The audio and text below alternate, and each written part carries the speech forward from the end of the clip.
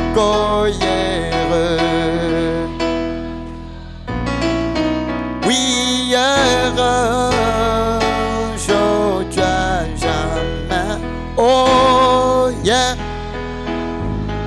à jamais. Jésus ne changeait pas. Oh oui, s'il a guéri hier, il guérit aujourd'hui. Il guérira demain. Jésus ne change pas. Oh oui, s'il a parlé hier, il parlait aujourd'hui. Oh, il parlera demain. Jésus ne change. Oui, chantons hier, hier, aujourd'hui. Oh oui, hier.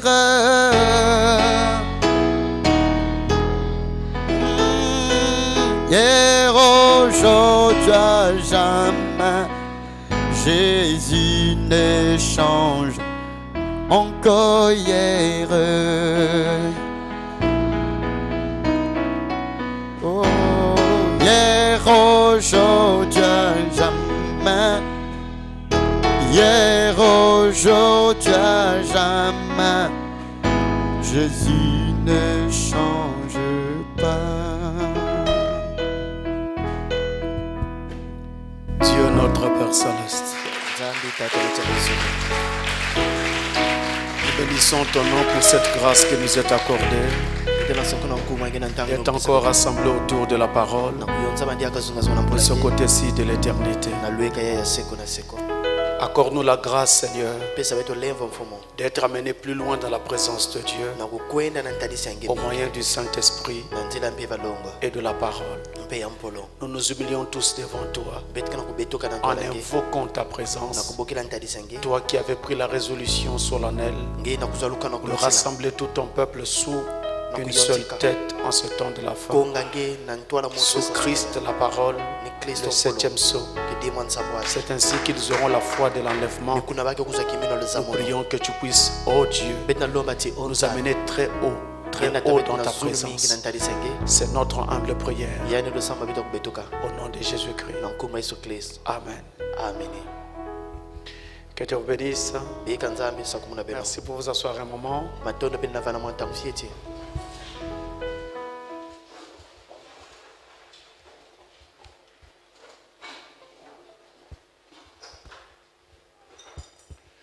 Nous rendons grâce à notre Dieu qui nous a donné l'occasion d'être ici rassemblés. Et nous avons confiance qu'il va nous assister pendant le temps que nous allons passer ensemble, et particulièrement dans cette étude que nous commençons aujourd'hui. J'espère par la grâce de Dieu que ça s'est très bien passé avec le pasteur Chérubin et que vous êtes en train d'être bénis et que ça se passe bien. Que notre Dieu puisse en tirer la gloire. Alors aujourd'hui, nous allons commencer une étude qui va être assez profonde. Et vous avez devant vous un schéma que je vais devoir beaucoup utiliser tout au long de cette étude. Nous allons beaucoup utiliser ce schéma. Alors, ce n'est pas de la magie pour ceux qui n'ont jamais vu cela auparavant. Et vous allez voir quand nous allons prendre cela dans la Bible. Au fur et à mesure que nous allons rentrer et que nous allons vous indiquer les passages et tout où vous pouvez trouver cela. Alors nous allons donc nous lever pour lire la parole de Dieu maintenant. Nous allons ouvrir dans le livre de Jean. Jean au chapitre 3. Et nous allons lire du verset 1 jusqu'au verset 9.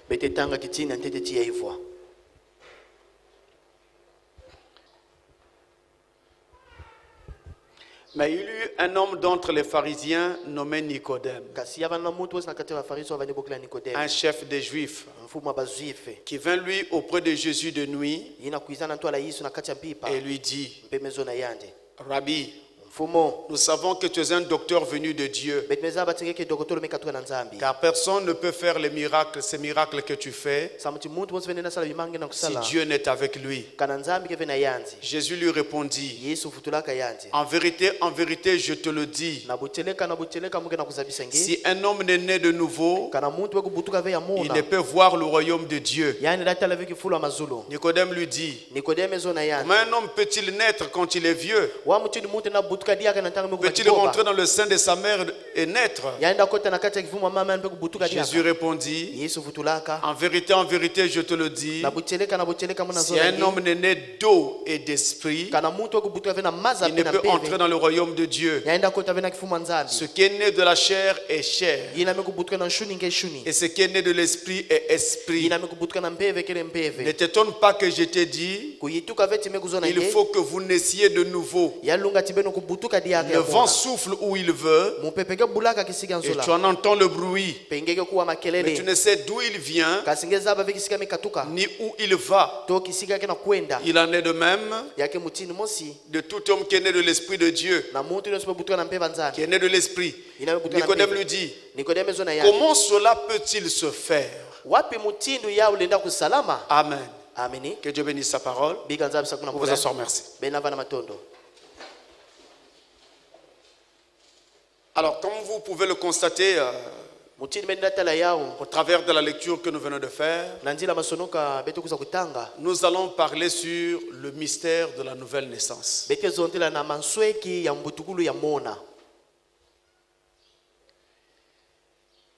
Et en abordant notre leçon, chaque jour, nous allons venir avec une portion de ce mystère. Aujourd'hui donc, dans la portion que nous allons étudier, nous allons parler sur qui suis-je? C'est-à-dire qui es-tu, toi l'homme? Parce qu'on ne peut pas et on ne pourra jamais arriver à la nouvelle naissance si déjà on ne sait pas devant Dieu qui est l'homme. Et comment cela va se passer lorsqu'il va donc naître de nouveau? Comment il saura même qu'il est né de nouveau? Puisqu'il ne se connaît pas lui-même. Il ne sait pas ce qui va se passer en lui parce qu'il ne se connaît pas. Lorsqu'il naîtra de nouveau. C'est pourquoi nous allons parler aujourd'hui sur qui suis-je, dans cet enseignement sur le mystère de la nouvelle naissance.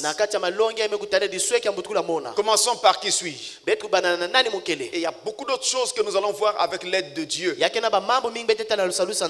je voudrais prendre mon temps, ne pas être pressé et déposer les choses comme il se doit. Donner les textes appropriés.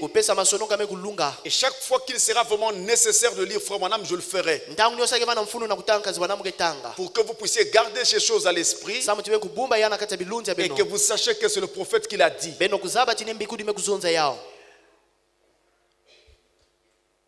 La nouvelle naissance est une doctrine qui est apparue lorsque le Seigneur Jésus a commencé son ministère.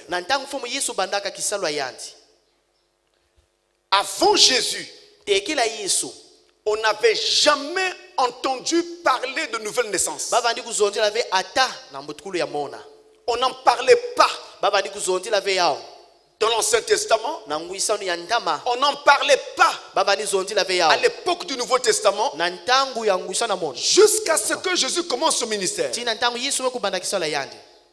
C'est Jésus qui prêche cette doctrine pour la première fois. Il est donc celui qui introduit cette doctrine. La doctrine de la nouvelle naissance malongi ya mbutukulu ya mona a été initiée par le Seigneur Jésus lui-même. ni mfumu Yesu yandi mosi bandaka yao. Il est le premier prédicateur à porter cet enseignement. Yani kele mulongi ya ntete na kupesa malongi na. C'est lui le premier qui en a parlé. Ni yandi ya ntete banda kuzonzila yao. Même le concept ata nzonzolo di banza ina. nouvelle naissance. Mbutukulu ya mona. C'est Jésus qui formule ce concept pour la première fois. Ni Yesu banda kuzonzila na mbanda ntete. Maintenant ici, le paradoxe c'est celui-ci. Kasi awa diambi ya ngitukulu ni yai. Que Jésus apporte cela pour la première fois, ce n'est pas très particulier. Yesu na kunata mbanda ntete yake veni yame kulutila. Parce que de toute évidence, il est Dieu. Na mutini nyonso ni yandi nzambi. Et de toute évidence, tout ce que les prophètes ont enseigné avant Jésus, Mbe na mutini nyonso bambikudi longa katekela Yesu. l'inspiration venait de lui. Nkusu abandika tuka na yandi. Même si en ce temps-là, il n'était pas encore connu sous le nom de Jésus. Atako na ntangu na bazava na nkumba Yesu. Mais c'est lui qui inspira tout ce qu'il disait. Kasi ni yandi pesa nkusu na nyonso manizonza. Parce qu'il est Dieu.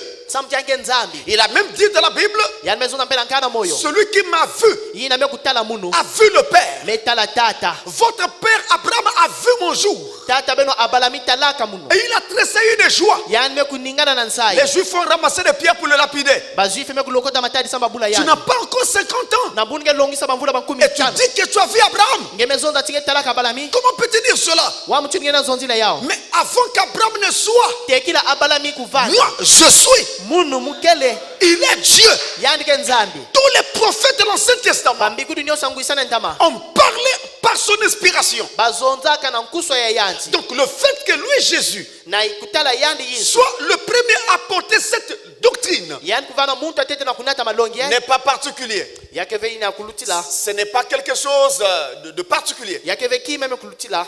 Ce qui est particulier, Yina ke ya ntalu awa. c'est le fait que Niti non seulement ve kaka que Jésus ti Yesu. apporte cette doctrine en premier, Kena kubanda kupesa malongi na. mais encore, Kasidiaka. c'était la première doctrine enseignée par Jésus. Ya vanda kama malongi ya ntete ina Yesu banda kupesa. La toute première doctrine que Jésus commence à donner, quand il commence son ministère, Malongi ya ntete Yesu kena banda kupesa na ntanga na banda kisalo ya yanti. c'était sur la nouvelle naissance. Ya vanda kanina mbutukulu ya mona. C'était la nouvelle naissance. Ya vanda mbutukulu ya mona.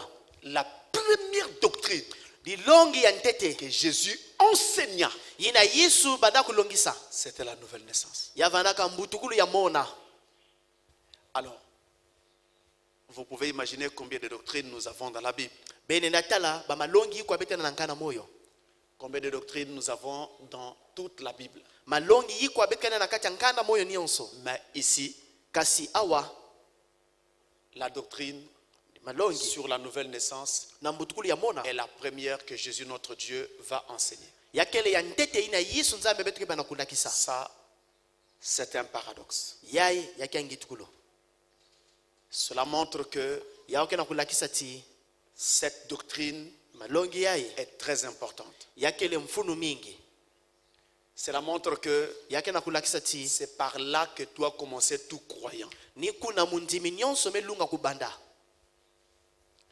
Si cela n'était pas important, Kana yao vanda kave mfuno. Jésus ne commencerait pas par cette doctrine. Yesu zonave kubanda na malongi na.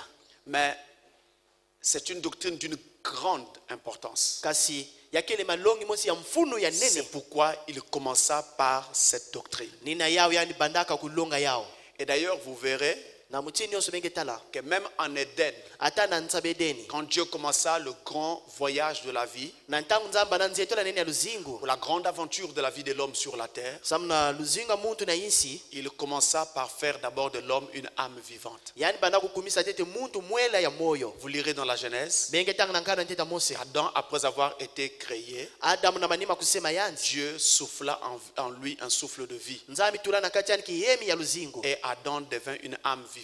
Pe Adam ekuma mwela ya moyo. C'est la première chose que Dieu fit. inanikima ntete nzambi salaka Adam ne savait même pas qu'il y aurait une Ève, Adam zabaka veti yazolava na Eve qu'il y aurait des animaux, tiyazolava na banyama des arbres de toutes sortes, et que la nature pouvait être aussi belle. mpe yinsi toto zolava na kitoko Il commença là, yani bandaka kuna avant qu'Adam ne découvre quoi que ce soit d'autre. tekila Adam kutala Il kima fit nikima d'abord l'expérience de recevoir le souffle de vie, yani tambulaka ntete kihemi ya luzinga et après il pouvait avancer dans la vie. mpe na manima nenda kwenda na Quand ntwala Jésus commence sur la terre, na ntango Yesu mebana na la ntoto première doctrine qu'il commence par apporter, malongi ya ntete mebana kunata c'est la doctrine justement de la nouvelle naissance. ni malongi ya mbutukulu ya mona C'est une doctrine, je voudrais dire, extrêmement importante. yakele malongi mozo na zokuzonza ike ya mfunu Tout mingi croyant doit commencer là. mundimi nyonso melunga kubanda Toute awa construction spirituelle doit commencer là. ntungusulu nyonso ya kimpeve melunga kubanda Si awa on ne commence pas là, kana babanda ve kuna on n'ira nulle part avec Dieu. benge kwenda ve kisika na nzambi Remarquez aussi beno tala mpe que dans ce passage, il est dit, na kati ya nzila ya bamezonza Dieu dit, nzambe zonza ne t'étonne pas que je te dis, kuyituka ve timezo na nge il faut que vous naissiez de nouveau. ya lunga beno kubutuka ya mona C'est ce qui est dit dans ce passage. Sur ni ya verset bamezo na 7, nzila Jean ya 3. ya za Ne t'étonne pas que je te dis, kuyituka ve timezonza na nge il faut que vous naissiez de nouveau.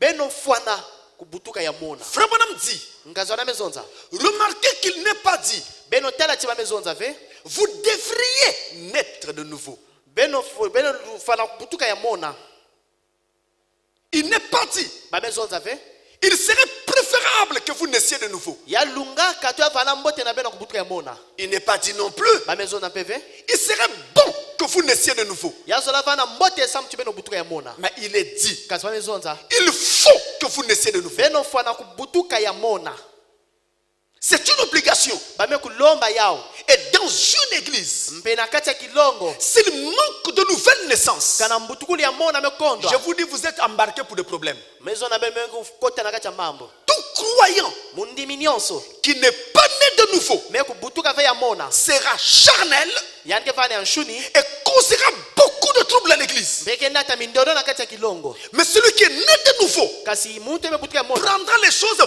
par l'esprit, ke kuza babima na mpeve par la parole. na nzila mpolwa Et pour ce croyant-là, mpe na kuna c'est la parole de Dieu qui a autorité sur lui ni mpolo ya nzambi ke et na sur nzula yani toutes les choses. mpe na kima nyonso La parole de Dieu. mpolo ya nzambi Donc c'est pourquoi c'est une obligation. nina ya bame kulomba yao Il faut que vous naissiez de nouveau. beno fwana kubutuka ya mona C'est une obligation. yake kima ine be fwana kusala C'est un impératif. beno melunga kusala yao Et Jésus ajoute, yesu ebwela c'est au verset 3, il dit, nina kitina tata mezonza Jésus lui répondit, yesu futulaka en yani vérité, je te le dis, na buteleka muke na si kuzona un nge homme n'est né de nouveau, kana muntu be kubutuka ve ya il ne mona peut voir le royaume de Dieu. yaenda tala ve kifulu ya nzambi Si un homme n'est né de nouveau, kana muntu be kubutuka ve ya mona il ne verra pas le royaume de Dieu. yani ke tala ve kifulu ya mazulu C'est un impératif. bame kulomba yao C'est une obligation. nge fwana kusala yao Fréquenter une église, c'est très bien. kukota na dibundi yake mbote Mais le jour que tu mourras, kasi kilumu ngeke kufwa tu verras qu'il y a une différence entre fréquenter une église ngeke tala yake na luswaswa na kwenda na et kilongo avoir eu une réelle expérience avec Dieu. mpe na kuzwa luzingu ya cheleka na nzambi Il y a une différence entre le catéchisme yake na luswaswa na et kateshisme la parole qui régénère les âmes. na mpolo yene yake na kuvumbula miela Il y a une différence entre la dénomination yake na luswaswa na bunda kimuntu et le message na nsangu qui régénère les âmes. yina yake na kuvumbula miela Il faut que vous naissiez de nouveau. beno fwana kubutuka ya mona C'est une obligation. yakele ndombolo bemelunga kusala Personne ne peut être exempté de ceci. muntu mosi ve balenda katula na yaye Qu'il soit pasteur, yani vana mvungi diacre mukengi ou simple laïque. nto kaka mundimi ya Peu mpamba importe sa fonction dans la vie et dans le monde, wapi kisala yake sala kata luzimpe na il ne inza peut être exempté de ceci. yani nda katukila ve yaye C'est une obligation. ingeme kulunga kusala yao Vous devez naître de nouveau.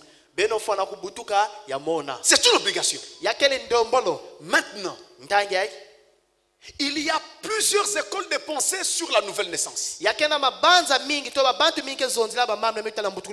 Chacun interprète la nouvelle naissance à sa façon.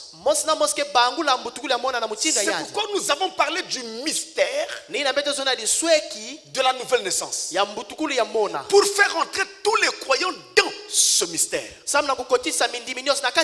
Et attendez que j'arrive à la fin de ma leçon. Et vous verrez que c'était réellement un mystère. Donc il y a plusieurs écoles de pensée sur la question. Il y en a qui disent naître de nouveau, c'est se présenter devant une congrégation comme celle-ci, lever la main et jurer que je décide d'abandonner le péché pour suivre Jésus-Christ. On appelle ça nouvelle naissance. Il y a une autre école de pensée qui dit tu es né de nouveau lorsque tu reçois ton baptême d'eau. Donc si on te plonge dans l'eau, tu es né de nouveau. Maintenant, prenons le cas de quelqu'un qui rentre dans l'eau, mais son cœur n'a pas regretté ce qu'il faisait avant. Il rentrera dans l'eau un pécheur sec, il en ressortira un pécheur mouillé. Prenons le cas de quelqu'un qui vient prêter serment pour dire j'ai décidé d'abandonner le péché pour suivre Jésus. Qu'est-ce qui prouve qu'il a réellement pris cette décision? Qu'est-ce qui nous montre qu'il a vraiment décidé de tout abandonner? Mais s'il était sorcier, s'il participait aux réunions nocturnes, comment nous saurons qu'il a tout abandonné? S'il a fait des livres de magie, des choses de ce genre, comment nous saurons qu'il a tout abandonné? Mes frères, c'est très sérieux. Une autre école de pensée dit que naître de nouveau, c'est se joindre à une église, devenir membre d'une quelconque communauté. Alors on dit qu'on est né de nouveau parce qu'on est maintenant dans cette communauté-là. Non, j'étais pécheur, comme j'entends souvent les gens dire à la cité. Maintenant je prie. Non, ça je ne fais plus. Maintenant je prie. Le langage est charnel. On ne devrait pas dire maintenant je prie. Si tu es né de nouveau, tu devrais dire je suis maintenant chrétien. Ce n'est pas que maintenant je prie. Maintenant je prie est un langage trop vague. Ça ne dit rien du tout. Même les féticheurs prient. Les sorciers prient. Les gangsters prient. Mais nous avons besoin des chrétiens. Quelqu'un qui a fait l'expérience de la nouvelle naissance. Donc, joindre une église ne fait pas de vous quelqu'un qui est né de nouveau. Une autre école de pensée enseigne que naître de nouveau, c'est accepter la doctrine d'une église. Si vous croyez notre enseignement, si vous croyez notre doctrine, donc vous êtes né de nouveau. Non, messieurs. Il est vrai que la nouvelle naissance elle-même est une doctrine. Mais naître de nouveau ne veut pas dire accepter une doctrine. Naître de nouveau, ce n'est pas accepter une quelconque doctrine d'église. Tout comme par exemple quelqu'un qui dirait maintenant j'ai cru au message, je suis donc né de nouveau. Et pardonnez-moi de le dire, je le dis avec respect, la main sur le cœur. Je vous dis que c'est ainsi qu'on a mené la plupart des enfants de Dieu dans cette erreur. Là, je parle des églises du message. On a dit aux enfants de Dieu dans ces églises-là, comme vous avez accepté Branham, comme vous avez accepté le message, vous lisez les brochures, vous les croyez, donc vous êtes nés de nouveau. Je lève mes mains devant Dieu. C'est une erreur et une faute extrêmement grave. Quand l'enlèvement faut avoir lieu, il faut se rendre compte qu'on les a trompés vraiment. C'est une erreur grave. Accepter la doctrine du message ne fait pas de toi quelqu'un de né de nouveau. À l'époque de Frère Branham, il avait un diacre qu'on appelait Tony Zabel. Ce diacre-là, il était diacre dans l'église de Frère Branham. Mais avant la fin du ministère de Frère Branham, ce diacre blasphéma contre le Saint-Esprit. Dieu parlait à Frère Branham, il lui dit, dis au frère, ne considérez plus ce frère comme un frère. 3 jours après, Dieu l'a tué. Il est mort. Tony Zabel. Mais pendant tout le temps qu'il était diacre, mais il acceptait les enseignements de Frère Branham. Il acceptait entre guillemets la doctrine enseignée par Frère Branham. Donc accepter une doctrine ne fait pas de vous quelqu'un qui est né de nouveau. C'est ainsi que dans le message, les gens prennent du temps et perdent du temps à enseigner tous les jours sur le mystère du Fils de l'homme. Dieu entrant dans l'homme, révélant les pensées de cœur et tout ça. C'est tout ce que les prédicateurs du message savent enseigner. Dans cet âge, Dieu nous a visités. Dieu a fait ceci par Frère Branham. C'est très bien, mais ce n'est pas suffisant. Ce n'est pas suffisant. Il faut aller plus loin. Vous pensez que Dieu a pris 33 ans pour apporter un message par Frère Branham, seulement pour nous parler de Luc 17:30. Mais Luc 17:30, mon Dieu, n'est pas le seul passage de la Bible. Il y a plusieurs passages. Tous les passages de la Bible, c'est la parole qui doit être enseignée au peuple de Dieu.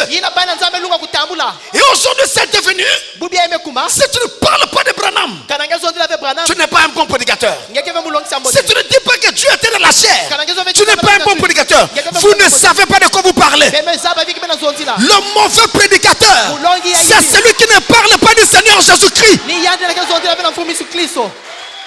Je répète très haut. Je veux que le ciel m'entende, que même l'enfer aussi m'entende. Le mauvais prédicateur, c'est celui qui ne parle pas du Seigneur Jésus-Christ. Branham n'est qu'un homme. Branham n'a été qu'un serviteur. Mais Jésus est celui que Branham prêchait.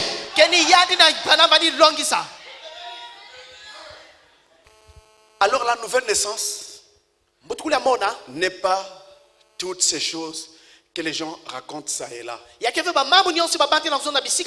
Mais la nouvelle naissance est une expérience. Quelque chose doit se produire en vous. Et quand cette chose se produit, il y a un changement qui s'établit dans votre vie. Ce changement s'appelle une conversion. C'est pourquoi on dit de quelqu'un qui est né de nouveau qu'il est converti. Mais quand on dit qu'il est converti, on peut aussi dire en langage simple, il est changé. Non, il est changé. Il a été changé. Maintenant, comme il a été changé, il a changé. Ça ne vient pas de lui. C'est Dieu qui opère cela en lui. C'est une conversion. Quelques-uns ici ont déjà eu l'occasion de faire une conversion de monnaie. Vous faites un voyage. Vous voulez aller en Europe ou quelque part en Asie. Alors, vous avez besoin de dollars. Vous arrivez au bureau de change. Vous donnez votre argent en CFA. Et on vous donne la correspondance en dollars. Maintenant, tout le monde connaît très bien la façon dont se présente un billet de CFA. Le billet de 10 000 francs, il est rose. Mbongo ya mafunda zole yake ya rose. Il est rectangulaire. Yake mwayinda. Mais il est assez large. Kasi yake mwanene. Mais lorsqu'on te donnera le dollar, kasi nantaba ke pesa nge dollar, le dollar ne ressemblera pas au CFA. Dollar ke kufana kana vena CFA. Il est aussi rectangulaire. Yape ke mwayinda. Mais il est plus petit. Kasi amekulutila fieti. Plus petit. Yamekulutila fieti. Et c'est un billet vert. Kasi yake le mbongo ya maza ya sakasaka. En contraste avec notre CFA. Alors vous voyez les écrits, les symboles et tout sur ce nouveau billet a changé. Ça ne correspond plus à ce qu'on avait sur le billet que vous avez remis. Ça a donc changé. Et ce changement s'appelle une conversion. Même dans cette opération-là, on dit conversion de monnaie. Et dans le cadre de la nouvelle naissance, c'est exactement pareil. Dieu change votre vie. Dieu vous convertit. Et donc cette conversion, c'est un changement. Et ce changement qui intervient dans votre vie amène une expérience pendant que ça se fait. Tenez, une femme qui met au monde ne peut pas mettre au monde sans expérience. Je veux dire, au moment où elle est en train d'accoucher, elle sait que je suis en train d'accoucher. Si une femme met au monde, mais qu'elle ne sait pas qu'elle est en train de mettre au monde, alors elle doit être inconsciente. Ou elle doit avoir été rendue inconsciente. Ou même peut-être qu'elle est déjà décédée. Mais même avant une césarienne, vous savez que je veux mettre au monde. On va même m'endormir pour sortir l'enfant de mon sein. C'est comme ça qu'on fait la césarienne. On vous dit maintenant, vous êtes prête? Oui, je suis prête. Alors on commence le travail. Après vous vous endormez, vous ne vous rendez plus compte. Mais au moins avant de vous endormir, vous saviez que vous êtes là en train de mettre au monde. Et au réveil, vous demandez votre bébé. Vous savez que c'était pour la mise au monde. Et si vous avez mis au monde de façon normale, par voix basse, eh bien vous savez que vous êtes en train de mettre au monde. Vous criez, vous gémissez, vous vous agrippez aux infirmières. Il y a ceux qui sont autour de vous. Il arrive parfois que vous insultiez votre mari. Là, dans le bloc d'accouchement. Lui, il est dehors, mais il ne sait pas que vous êtes en train de l'insulter. Parce que vous dites que c'est lui qui est responsable de ces douleurs-là. Vous voyez? Mais c'est une expérience. Quand vous sortez de cette expérience-là, vous vous retournez, vous regardez. Vous dites, ah, je suis passé par quelque chose. Je suis passé par un moment difficile. Je sais ce qui est arrivé. Je connais ce qui est arrivé. Et William Branham dit, quand la nouvelle naissance se produit, il se produit exactement la même chose. Et après cette nouvelle naissance, qui est une naissance, vous savez la date à laquelle vous êtes né. Alors si je pose la question dans cette salle, si vous croyez être né de nouveau, donnez-moi votre date de naissance.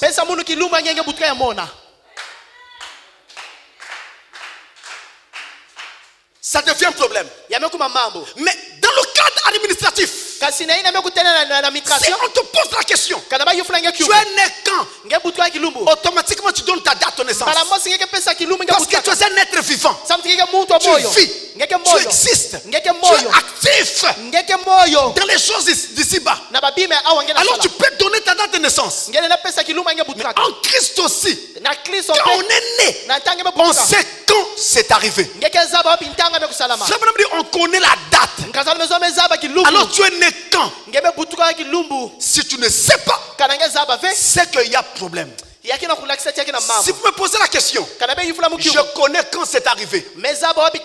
Je suis passé par cette expérience en 90. Nous sommes en 1990. Je connais. Je sais ce qui est arrivé. Je me rappelle encore de ce jour-là. Je sais où j'étais. Qu'est-ce qui s'est passé? Donc comme je sais, je peux en parler.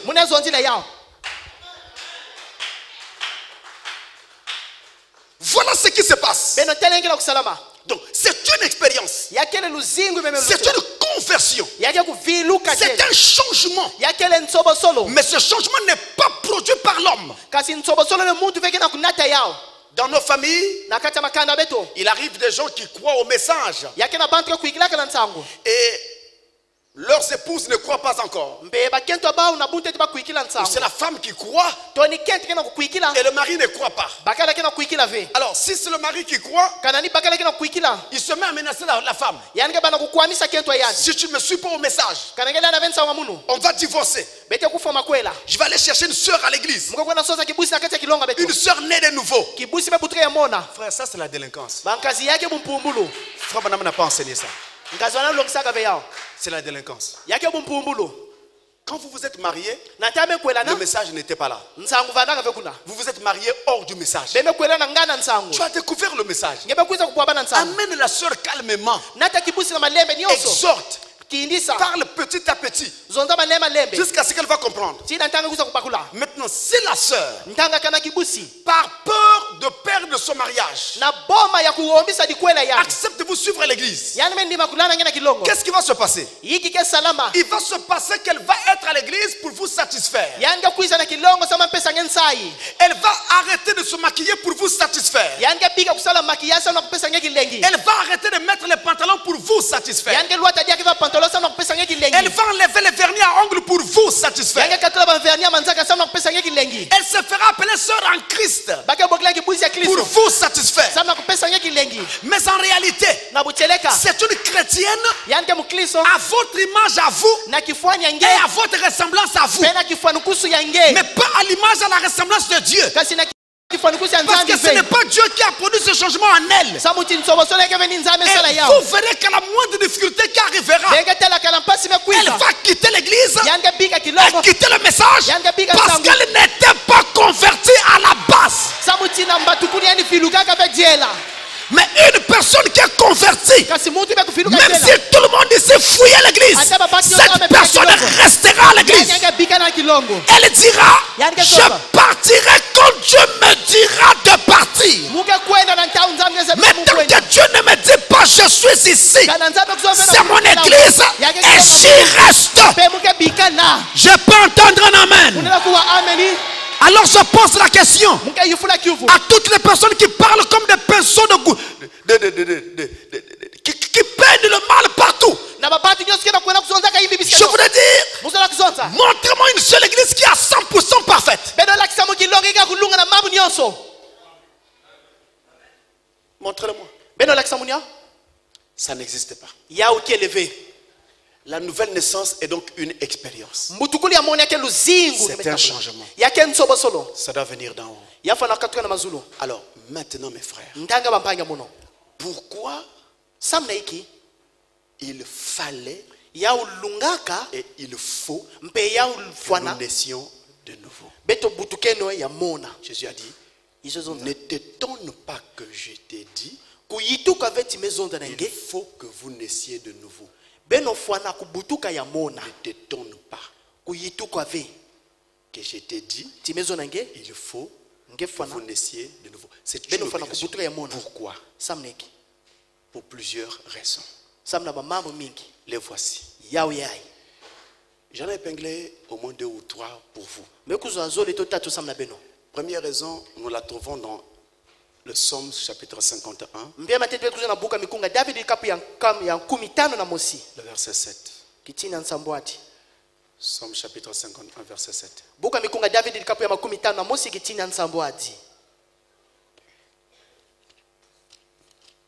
Je dois lire ce passage, il est très capital. Il est écrit.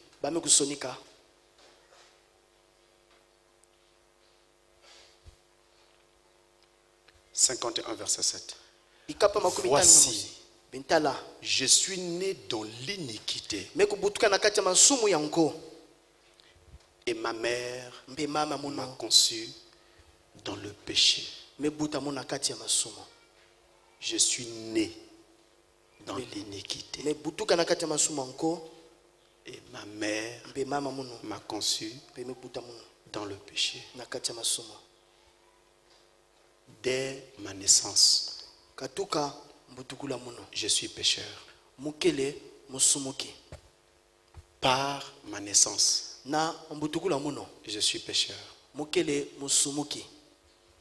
Donc j'ai une nature pécheresse dès ma venue sur la terre. Je suis né dans le monde en disant des mensonges. C'est pourquoi si vous prenez un petit enfant, déjà autour de 4 ans, quand sa mère n'est pas là, elle vole un morceau de sucre. Dès qu'elle entend les pas de maman qui arrivent, elle met la main derrière son dos. Qui lui a dit que ce qu'elle a fait est mal? C'est sa conscience. Mais elle sait très bien qu'elle a volé. Elle ne connaît peut-être pas qu'on appelle ça vol, mais elle sait que ce qu'elle vient de faire est mal. Mais ça y est dans sa nature. Même si elle ne connaît pas comment on appelle cet acte. Tous les humains naissent pécheurs. À l'époque, une fois, à Brazzaville, j'étais en train de baptiser des gens. Alors, j'arrive devant une personne à qui je demandais naturellement de confesser ses péchés ou s'il avait tout confessé. Le frère me dit, pasteur, j'ai toujours été une bonne personne depuis ma naissance. Même tout le monde me félicitait quand j'étais enfant, quand je grandissais. Mes yeux se sont écarquillés. Quoi? Mais qu'est-ce que tu fais ici? Pourquoi tu es venu dans l'eau? Moi, je baptise des pécheurs, pas des gens qu'on félicitait quand ils grandissaient. Remonte, frère. Quand tu comprendras que tu es pécheur, tu reviendras. Nous sommes tous nés pécheurs. Venus au monde en disant des mensonges. Ça y est dans notre nature. La chair est ainsi. Vous entendez souvent dire que l'homme est méchant. Et oui, c'est vrai. Par nature, l'homme est méchant. C'est comme ça dans l'homme. Et donc cette nature-là ne plaît pas à Dieu. Comment avons-nous fait pour avoir une telle nature? Ça a commencé en Éden. Dieu avait dit à Adam et Ève qu'ils devaient se reproduire. Mais il n'avait pas encore dit comment. Il n'avait pas encore expliqué le processus. Quand le serpent, disons Satan, est arrivé et a donc introduit une nouvelle doctrine, il a comblé le vide en leur disant, faites ceci et vous trouverez du plaisir. Et lorsqu'ils ont désobéi à la volonté de Dieu et qu'ils se sont mis donc à se connaître sexuellement, alors cela a introduit la loi du sexe. Et tous les humains sur la terre sont nés par le sexe. Et cette naissance est une naissance pécheresse. Parce qu'au départ, ce n'est pas ce que Dieu voulait.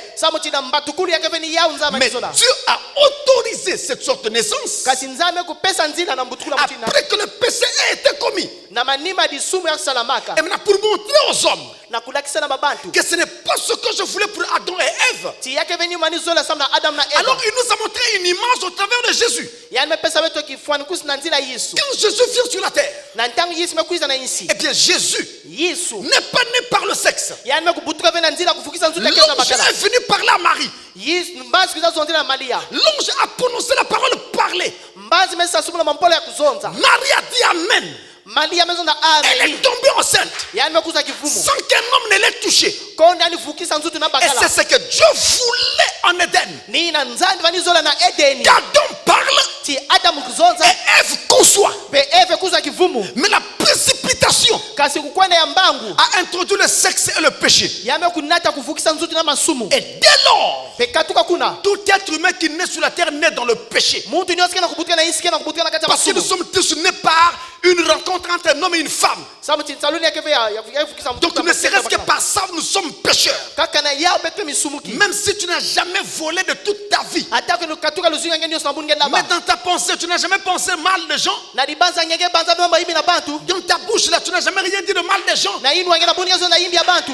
Est-ce que tu n'as jamais calomnié quelqu'un? Ngana na bunge tonga muntu. Parlant mal des gens. Kuzonza imbi ya bantu. Faire du rapportage. Kwenda nata Tu songi entends songi. ici, tu prends, tu amènes là. Ngeme kuza angeme nata busongi Est-ce songi. que tu n'as pas fait ça? Na bunge sala ya. Ce sont là les œuvres des ténèbres. Yina kema vanga kitombe. Donc, par nature, nous sommes pécheurs. Na nkadulu bete misumuki. Et maintenant, Ntangi ai. à cause de cette nature pécheresse, Samna nkadulu misumuki. Dieu veut Nzambi zola. et Dieu demande Nzambi kila kulomba. que nous soyons changés. Tibeto kuma ya kusoba. Pourquoi? Samna iki. Parce que nous ne pourrons jamais rentrer dans sa présence Samu tibete kwenda vena ntadise yani. avec cette nature-là. Na nkadulina. C'est pourquoi il est écrit, Ni ya kusonama. si tu ne nais de nouveau, Kalanga butuka vya mona. tu ne peux voir le royaume de Dieu. Ngenda tela veki mfuma mazulu.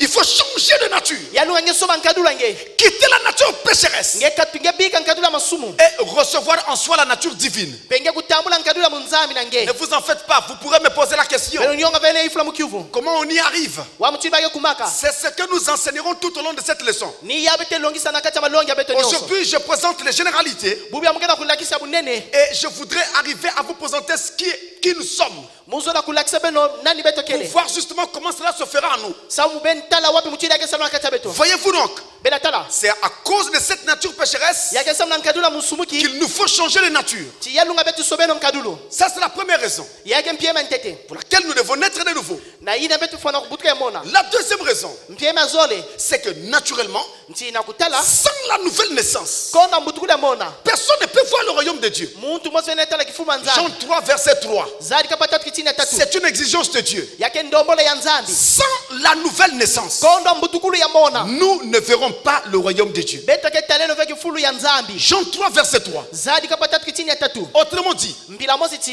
personne ne comprendra les mystères de la parole Muntu mose veke bakula masweki ya mpolo. s'il n'est né de nouveau. Kana yani butuka vya mona. Mais également, Kasimpe.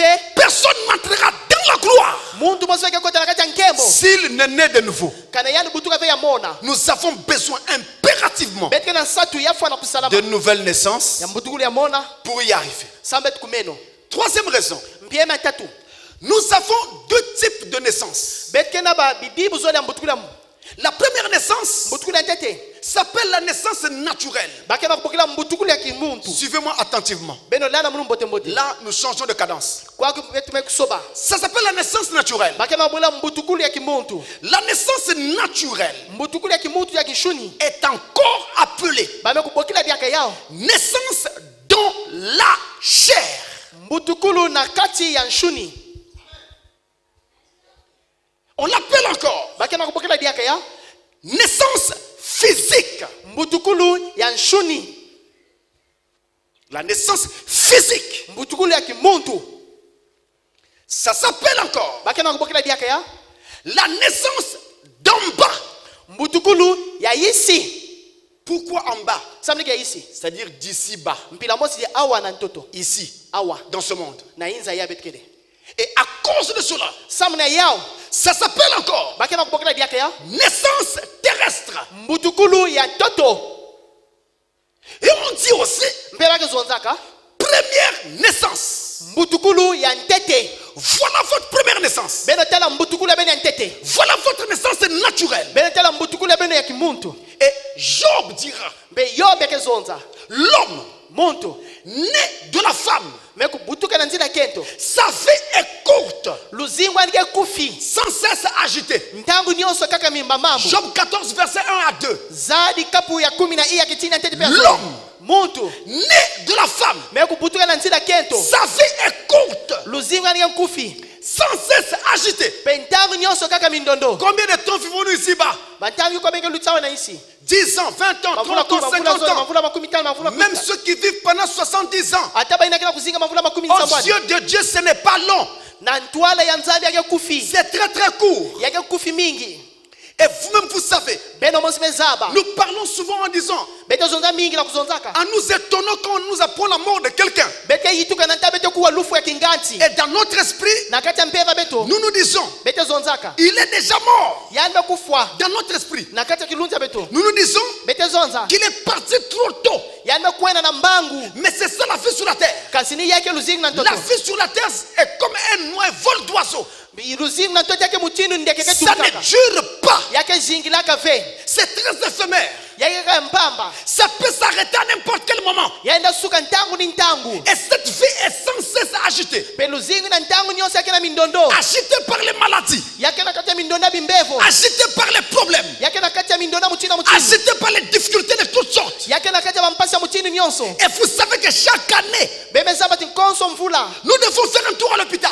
Même si on ne fait pas un tour à l'hôpital, on prendra des cachets, des médicaments pour se soigner d'une fièvre, d'un paludisme, même d'une simple diarrhée. Et quand même arrive la simple diarrhée, c'est un dérangement. Il n'y a aucun mal, aucune maladie qui ne soit pas un dérangement. Tout est dérangement. Même un mal d'oreille, c'est un dérangement terrible. C'est ça la vie sur la terre. Une vie que nous apprécions fort bien, mais une vie mauvaise en fait. Une vie imparfaite. Voilà pourquoi Dieu nous prépare une vie parfaite. Et il veut que nous passions par la nouvelle naissance pour avoir accès à cette vie parfaite là-haut. La vie ici est difficile, mes frères. Même ton propre habit peut devenir pour toi un piège mortel. La maison prend feu. Tu es en costume. Tu veux t'enfuir, la veste s'ouvre. Une partie prend feu. C'est comme du carburant. Ça brûle très vite. Et te voilà calciné par ton propre vêtement. La moustiquaire qui vous fait du bien, qui vous protège contre les moustiques, peut devenir un piège mortel en cas d'incendie de la maison. Pour sortir de cette moustiquaire, ça devient un problème. Vous oubliez comment vous l'avez fait rentrer. Tu cherches par où sortir. Et si le feu arrive là, ça prend comme si c'était une plaine qui brûlait. La vie ici est difficile, mes frères. Ta propre voiture, tu t'es battu, tu as travaillé pour l'acheter. Une fois que tu l'as eu, tu es heureux. Mais au coin de la rue, accident mortel, et tu en meurs. Voyez-vous? Alors on comprendra que tu étais parti acheter la mort et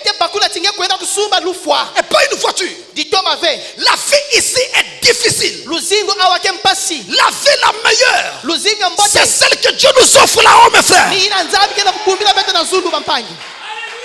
C'est la raison pour laquelle nous prions. Nous venons à Christ. C'est parce que nous voulons hériter de la vie de là-haut. Voilà la première naissance. C'est ça la première naissance. En fait, quand vous allez à l'hôpital pour dire, monsieur le médecin, j'ai mal là, ou j'ai mal là, ou j'ai mal ici.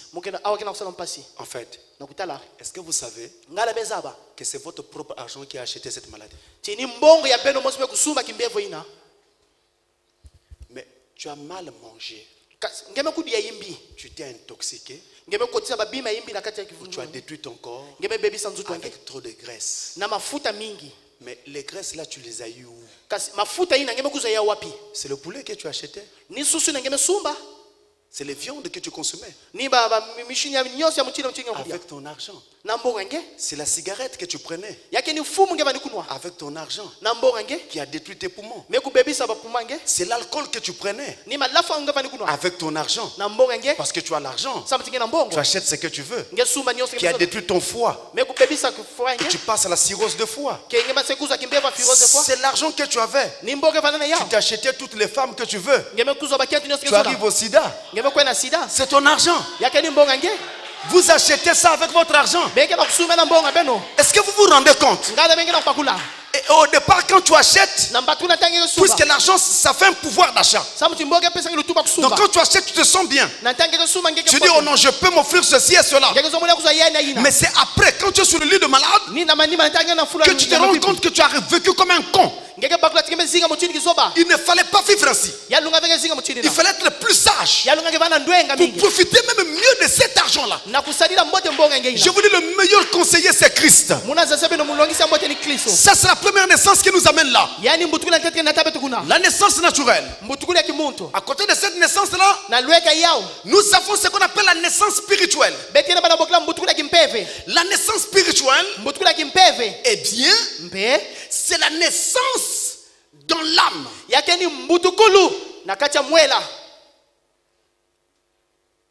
Ça s'appelle encore la naissance en esprit.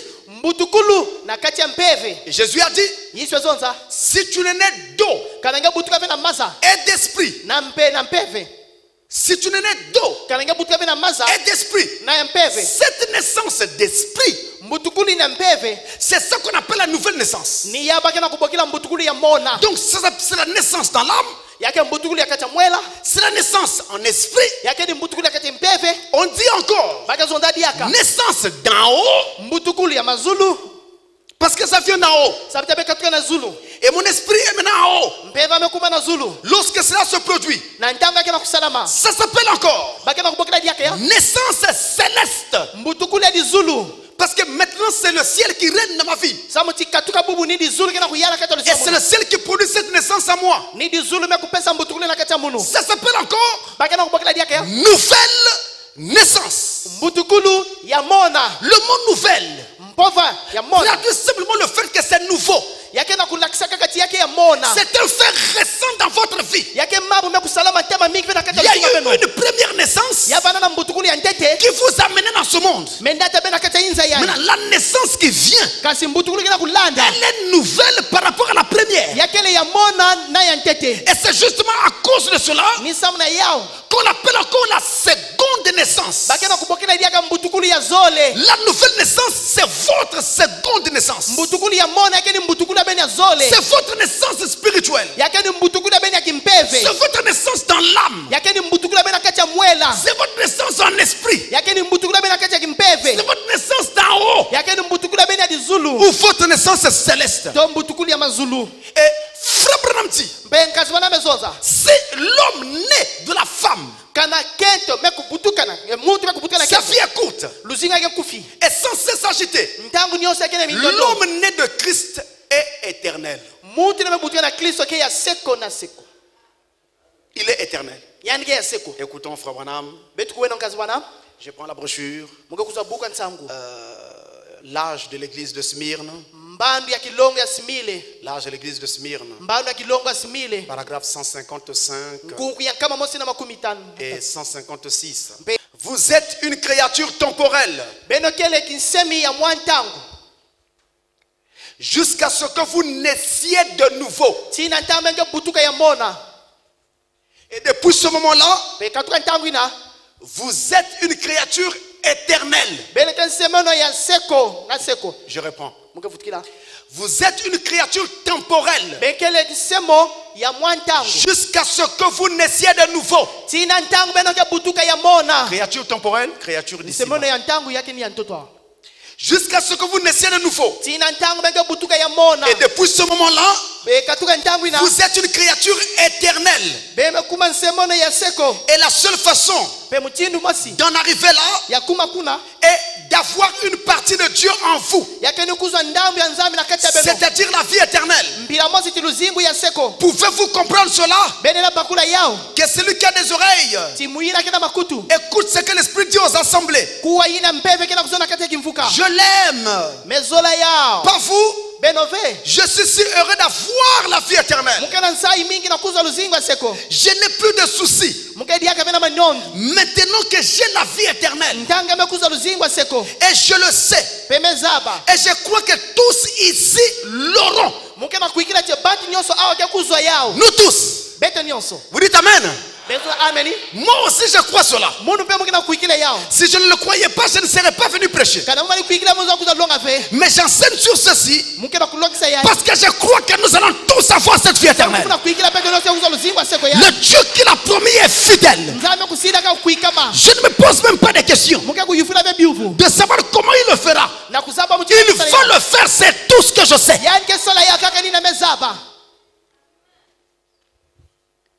Et une fois né de nouveau, je cesse d'être une créature du temps. Je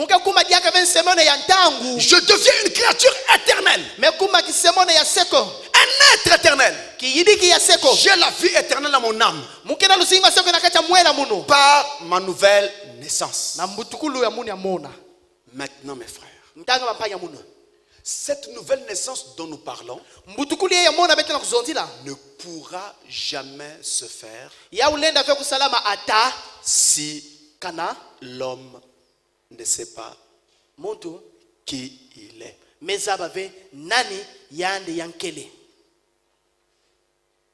Suivez-moi attentivement. Quand nous prenons, vous pourrez le regarder à la maison, 1 Thessaloniciens chapitre 5, le verset 23. La Bible montre que l'être humain est formé de 3 parties. La chair, l'esprit et l'âme. On dit aussi le corps, l'esprit et l'âme. Attention, l'esprit, il s'agit de l'esprit humain et non pas du Saint-Esprit. L'esprit humain que Dieu a placé en nous et qui nous permet de raisonner. Donc l'être humain, selon 1 Thessaloniciens 5, verset 23, est formé de 3 parties. Le corps, l'esprit et l'âme. On dit encore la chair, l'esprit et l'âme. Attention, en indiquant les choses comme j'indique, je pars de l'extérieur vers l'intérieur. Nous avons donc, en partant de l'extérieur, le corps. Ensuite, il y a l'esprit et il y a l'âme. Voilà les 3 parties qui forment le corps de l'homme. Chaque partie a un rôle à jouer. Chaque partie a un travail à faire dans ce processus qui nous amène à Dieu. Le corps a 5 sens. 5. Vous avez appris cela à l'école. Nous y revenons. Il y a la vue, la capacité de voir. Il y a le goût, la capacité d'apprécier les aliments. Il y a le toucher, la capacité de sentir les objets. Il y a l'odorat, la capacité donc de ressentir, de sentir des odeurs. Il y a l'ouïe, donc la capacité d'entendre des sons. 5 sens. Maintenant, ces 5 sens de la chair n'ont jamais été donnés à l'homme pour qu'il contacte Dieu avec. Si vous voulez contacter Dieu par la vue, Vous attendrez pendant un siècle. Si vous voulez contacter Dieu par le goût, Dieu n'est pas un objet qu'on mange. Si vous voulez contacter Dieu par l'odorat, Dieu n'a pas une odeur qu'il aimait lorsqu'il apparaît. Les 5 sens de la chair ont été donnés à l'homme pour lui permettre de contacter ce monde terrestre dans lequel il vit. Point final. Rien d'autre. Ne cherchez pas à rencontrer Dieu au travers de ces 5 sens. C'est pourquoi si vous êtes malade et qu'on a prié pour vous, après la prière vous sentez toujours des douleurs. Mais vous sentez comment? Ce sont là les 5 sens qui travaillent. Si vous sentez qu'il y a encore un mal, ne dites pas que Dieu n'a pas agi, parce que vous ne contacterez pas Dieu par ces sens-là. Et ces sens-là n'aident pas à produire la foi. Au contraire, ces sens produisent la peur et l'incrédulité. Retenez cela. La deuxième partie du corps de l'homme, de l'être humain, c'est son esprit. Son esprit humain. Dans l'esprit, nous avons aussi 5 sens. 5. Il y a premièrement la volonté. Ensuite, la raison. Ou les raisonnements. Ensuite, les sentiments. Ce qu'on appelle en anglais le feeling.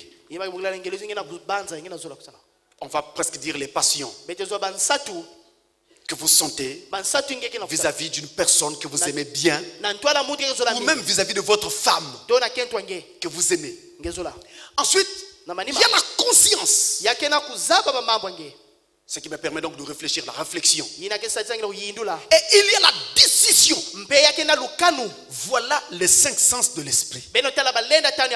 Maintenant, ces 5 sens de l'esprit, eh bien, déjà, sont des canaux qui m'ouvrent la porte vers Dieu. C'est-à-dire, si je veux arriver à Dieu, j'ai besoin de foi. Mais ma foi doit être entretenue par l'imagination de ma pensée. Je dois me voir déjà arriver là où je veux. Alors la chose arrivera. Les 5 sens ici ouvrent des portes. Ce sont des canaux qui vont permettre de me mettre en contact avec Dieu. Juste permettre ce contact, mais pas vraiment réaliser ce contact. C'est un chemin qui va m'amener vers ce contact. Et enfin, la troisième partie de l'être humain, c'est son âme. Dans l'âme, nous n'avons qu'un seul sens. Un seul.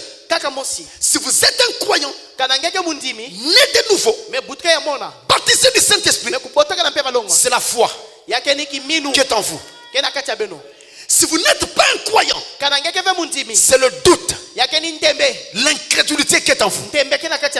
Non, cette foi-là, c'est ça qui me met en contact avec Dieu. Je contacte Dieu par ma foi. Je touche Dieu par ma foi. Mais tenez, l'incrédulité n'est que l'opposé de la foi. L'incrédulité n'est rien d'autre que de la foi, mais dans le sens négatif. Voilà l'incrédulité. Alors voilà comment l'être humain est constitué. Quand donc la nouvelle naissance intervient,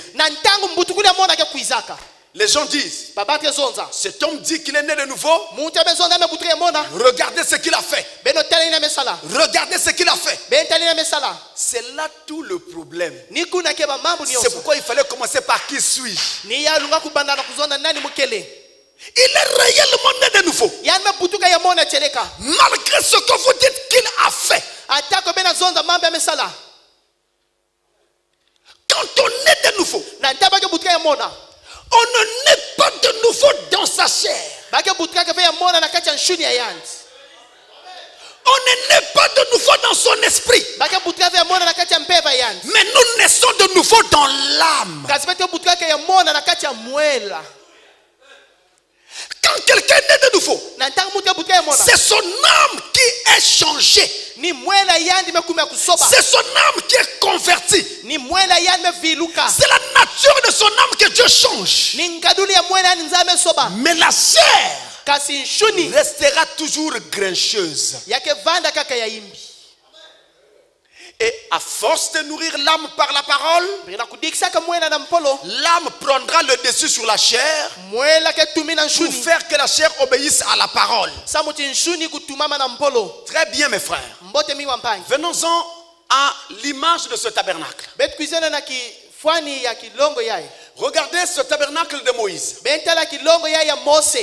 qu'on appelle encore le tabernacle du témoignage. Il y a plusieurs noms comme ça qu'on a donné à ce tabernacle. On dit tabernacle de Moïse. On dit aussi tabernacle du témoignage. Alors vous allez constater, ou vous me direz, mais quel rapport ce tabernacle avec ce que je suis?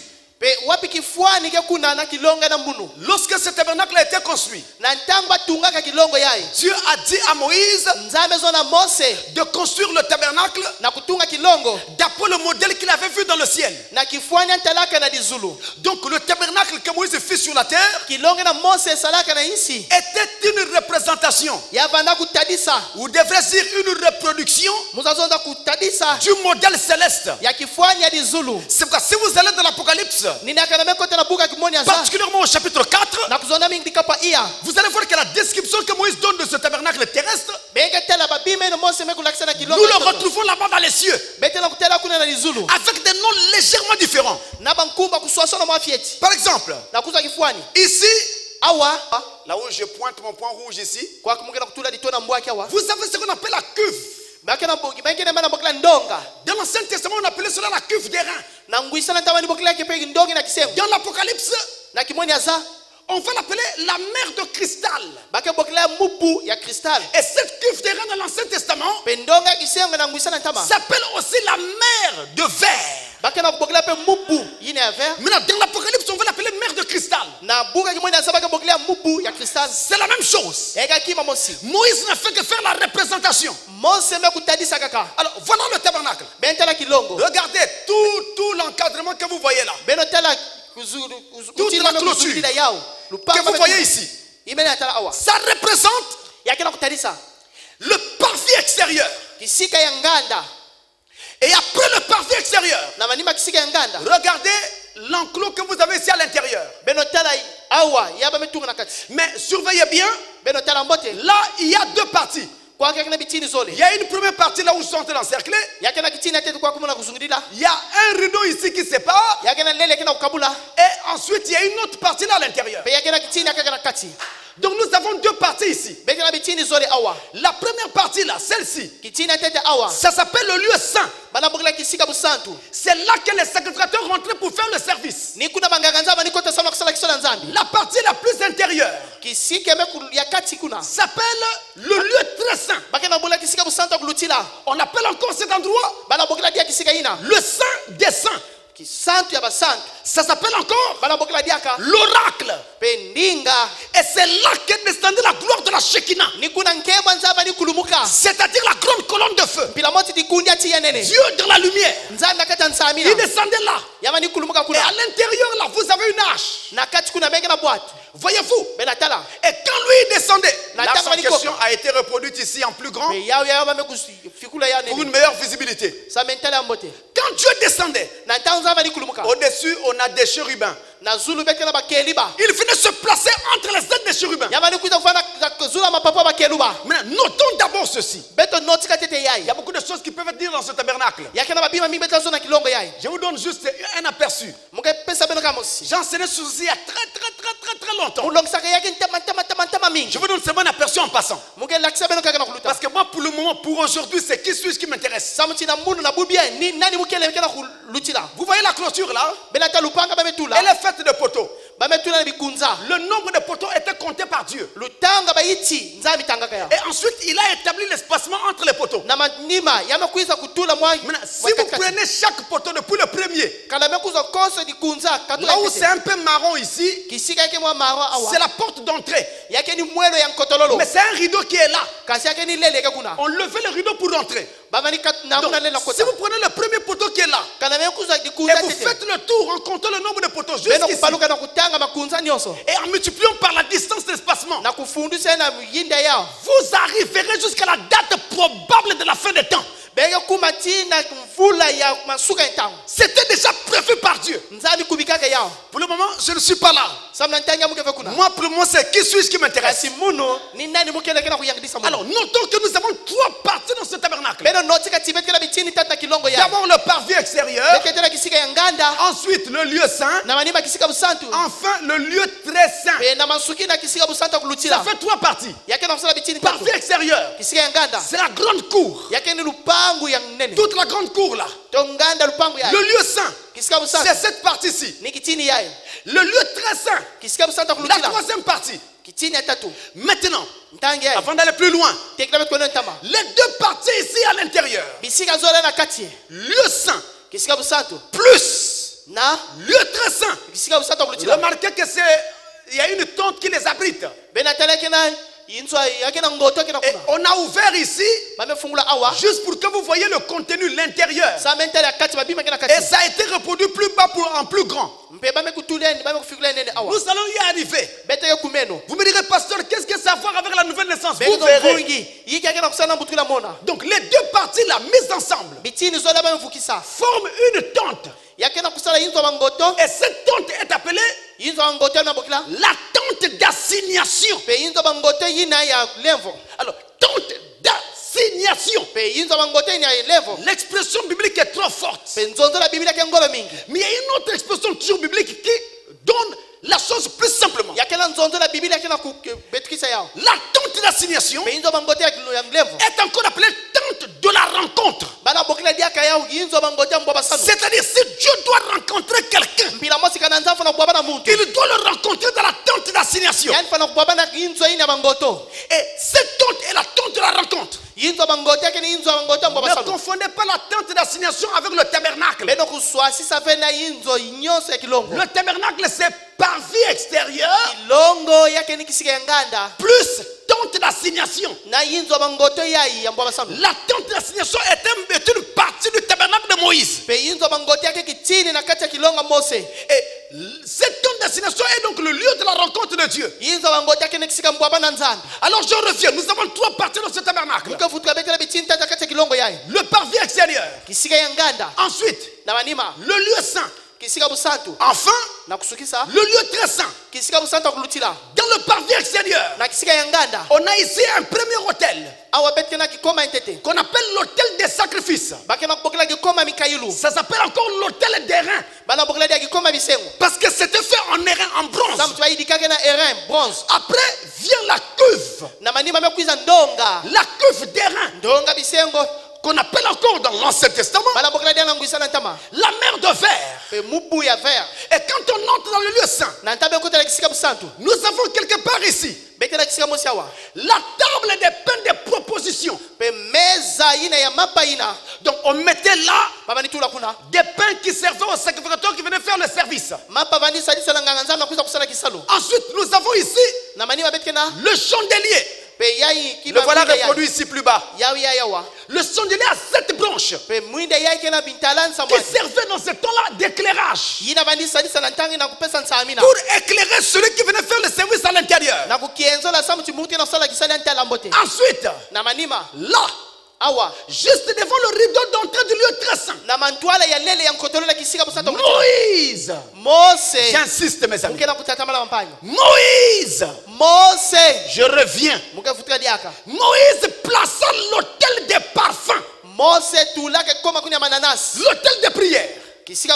Mais quand vous arrivez dans le Nouveau Testament, l'apôtre Paul a déplacé cet autel. Il le met dans le lieu très saint. Et je suis d'accord avec Paul. Moïse l'avait mis dehors, hors du lieu très saint, juste à l'entrée dans le lieu saint. Mais Paul déplace l'autel des parfums. C'est l'autel des prières. Les parfums que nos frères représentent les prières des saints. Paul place cela dans le lieu très saint. Alors, voici en premier lieu ce que nous saisissons. Nous avons ceci. Le parvis extérieur. C'est la grande cour qui n'a pas de toiture. Tout ça, c'est le parvis extérieur. Ça représente la chair de l'homme. Notre corps, c'est notre chair. C'est la première partie du corps de l'homme. Le lieu saint représente l'esprit de l'homme. C'est le lieu où les sacrificateurs venaient faire le travail. Et justement, même quand Dieu veut vous utiliser, il travaille par votre esprit.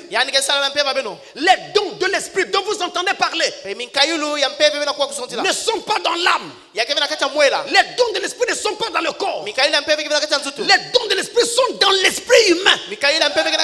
Ce sont des capacités que Dieu a données à l'homme. Ensuite, nous avons le lieu très saint. En fait, le lieu très saint représente votre âme. Maintenant, voyez-vous, quand Dieu descendait dans le tabernacle, il ne venait pas dans les lieux, dans le parvis extérieur. Il ne venait pas dans les lieux saints. Mais il descendait dans les lieux très saints. Et il venait se poser sur l'arche. Et le couvercle de cette arche-là, l'arche en question est là. Et voici son couvercle, sur lequel sont posés les deux chérubins. Le couvercle de cette arche, c'est ça qu'on appelle le propitiatoire. Vous lisez cela dans l'Exode, dans l'Ancien Testament. Et ce propitiatoire, c'est ça qu'on appelait dans l'Ancien Testament. Et c'est ça que Frère Branham aussi appelle le trône de la grâce. Donc, quand le souverain sacrificateur entrait là, c'est sur ce propitiatoire qu'il faisait l'aspersion du sang pour le peuple. Et c'est là que Dieu venait se poser. Et Dieu, en descendant, lors de la nouvelle naissance, il ne vient pas dans votre chair. Non, non, non. Il est écrit, la chair et le sang n'hériteront pas le royaume de Dieu. Dieu ne vient pas dans votre esprit, sauf si c'est pour vous donner un don de l'esprit. Mais Dieu vient dans votre âme, dans le lieu très saint, dans l'oracle. C'est là le lieu d'habitation de Dieu.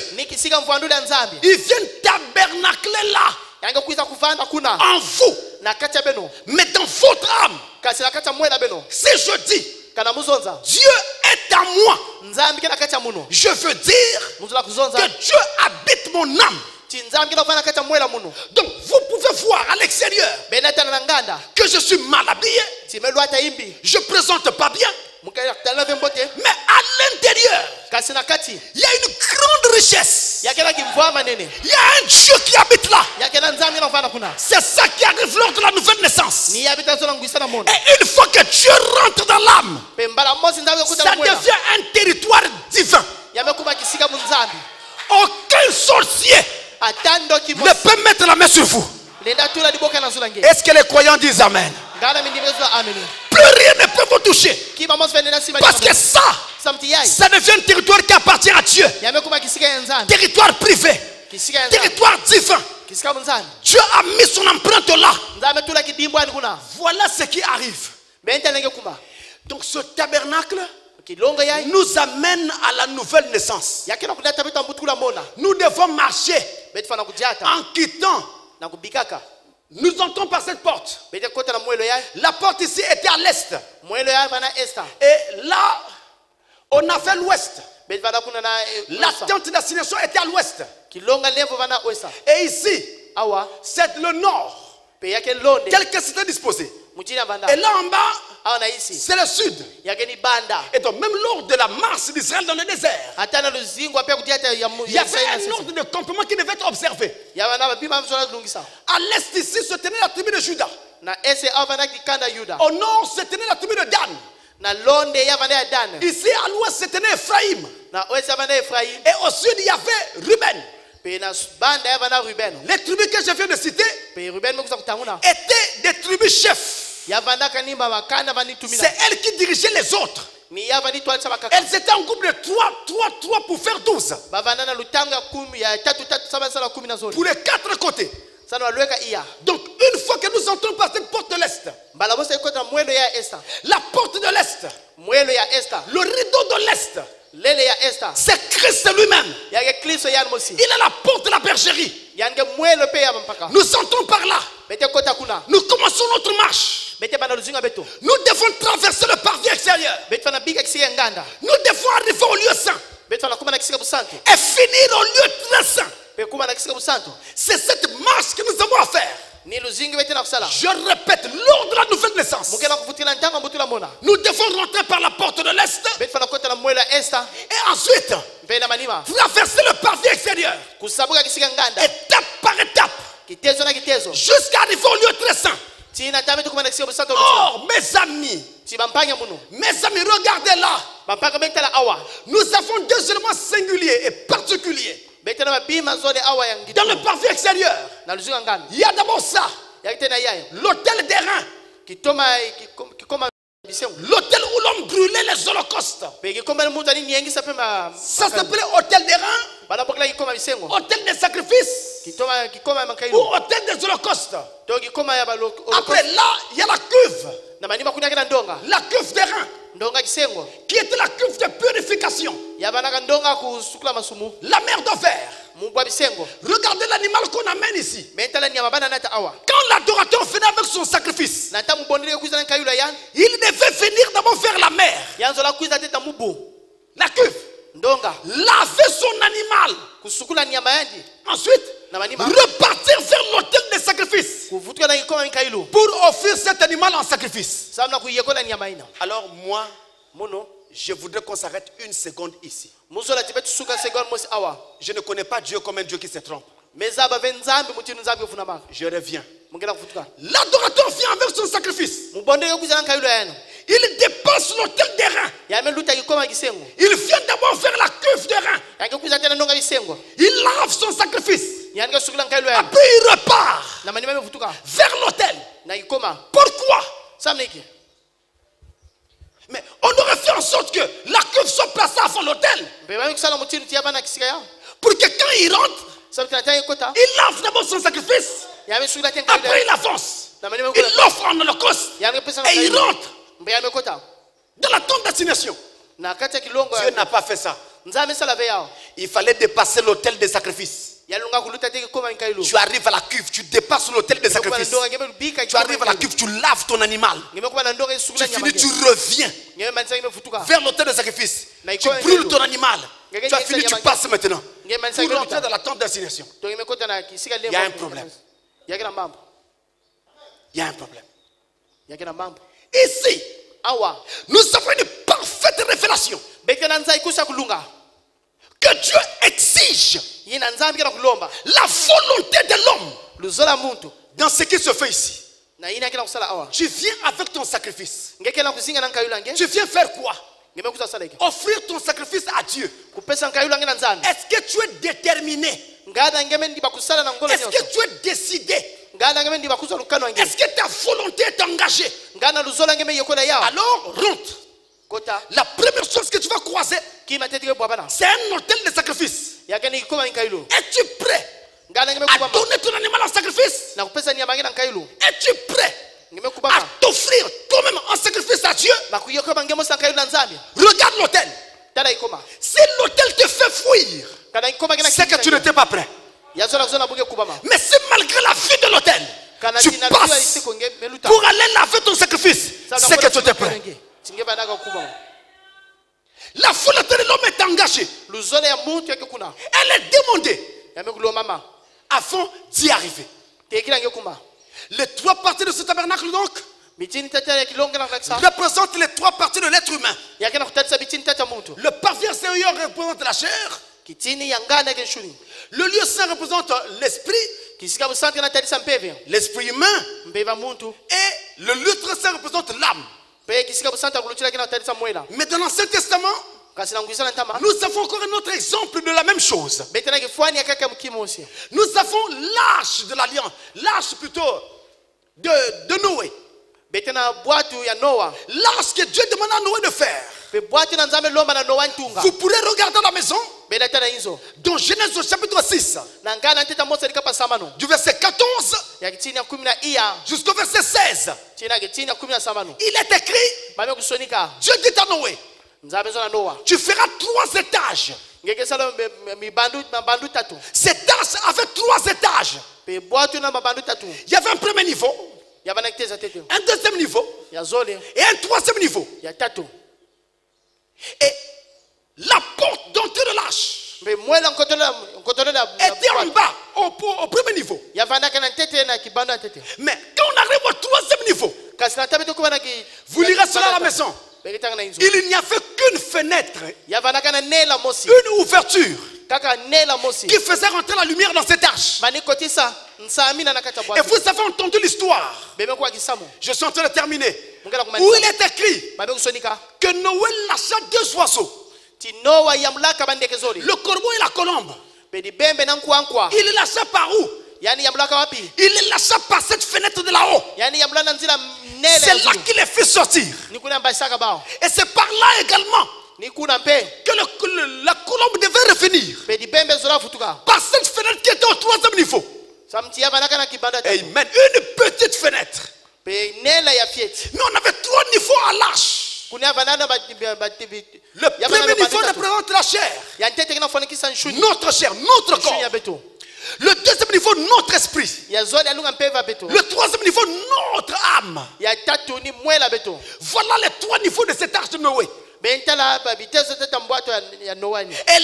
au troisième niveau, il y avait une petite fenêtre qui faisait rentrer la lumière. Eh bien, la fenêtre qui fait rentrer la lumière de Dieu dans ta vie, c'est ta pensée. La pensée est la porte de l'âme. Rien ne peut se produire en toi si tu ne l'acceptes pas d'abord. Il faut que tu l'acceptes avant que cela ne se produise. Et quand tu l'as accepté, Dieu commence à le faire. Et cette arche était faite de bois de gopher. Un bois qui était spongieux. C'était comme de l'éponge. Si tu mets ce bois sur l'eau, l'eau traverse ce bois. Parce qu'il était comme de l'éponge. L'eau le traversait. C'est avec ce type de bois qu'on a fait cette arche. Alléluia. Dieu a besoin de croyants qui sont spongieux, qui se laissent traverser par l'eau de la parole. Quand la parole de Dieu parle, ils disent amen à cela. Même si ça paraît dur. C'est ça qui amène la régénération. Un bois spongieux. Mais le bois de gopher était aussi flexible. C'était facile de le plier.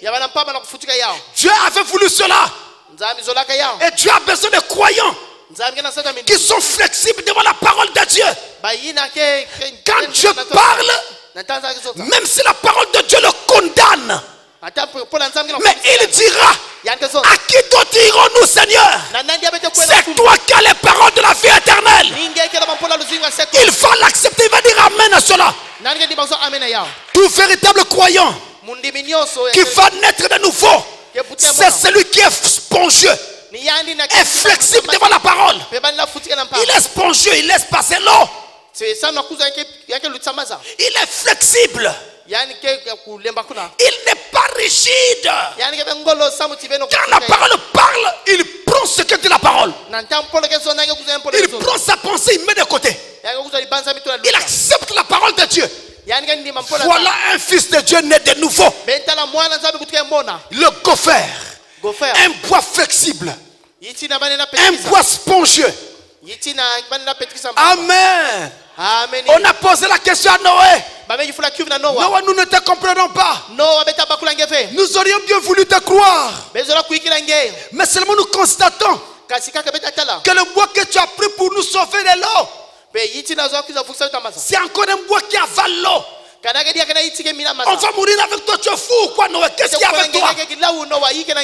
Noé ne pouvait pas leur répondre. Parce qu'il y avait un autre mystère. Et ce mystère n'était pas révélé au public. Le public ne voyait que le gopher. Tout le monde ne voyait que le gopher. Mais Noé avait un autre secret. Dieu lui a fini de prendre un autre bois. Le bois d'acacia. Et de retirer la sève de cet arbre. Et de prendre cette sève. De mettre cette sève au chaud. De chauffer cette sève. Ça devenait un liquide bien visqueux. Et on appelait cela la poix. Et Dieu lui avait dit de prendre cette sève chaude et de jeter sur le gopher. Alors ça traversait le gopher de part en part. Ça traversait le gopher de l'extérieur à l'intérieur. Et ça scellait le gopher en durcissant. Et l'eau ne pouvait plus traverser ce bois-là. Alors ce bois pouvait flotter sur l'eau et ne plus être avalé par l'eau. C'était ça le secret. Mes frères, le bois de gopher, c'est toi. Un bois spongieux. Un bois flexible. Mais le bois d'acacia, c'est Christ. Il est mort à la croix pour toi. Et quand il est mort à la croix, on a percé son côté. De l'eau est sortie. Du sang est sorti. Et le jour de la Pentecôte, amen. Le jour de la Pentecôte, la poix a été relâchée du ciel. Le Saint-Esprit a été relâché du ciel. Et il a scellé les apôtres. Alléluia. C'est ce qu'il doit faire dans ta vie. Lorsque tu acceptes de subir le feu de la parole, la chaleur de la poix, la chaleur du Saint-Esprit, il va te sceller de l'intérieur à l'extérieur. Il va te baptiser du Saint-Esprit. Alors tu seras né de nouveau et prêt pour le départ, prêt pour le ciel. Voilà là où Dieu nous amène. Nous sommes un gopher. Nous devons être flexibles. Quand la parole parle, je m'incline. Si la parole n'a pas parlé, je peux bouder. Mais devant la parole, un croyant ne boude pas. Je dois être spongieux. Je dois avaler l'eau.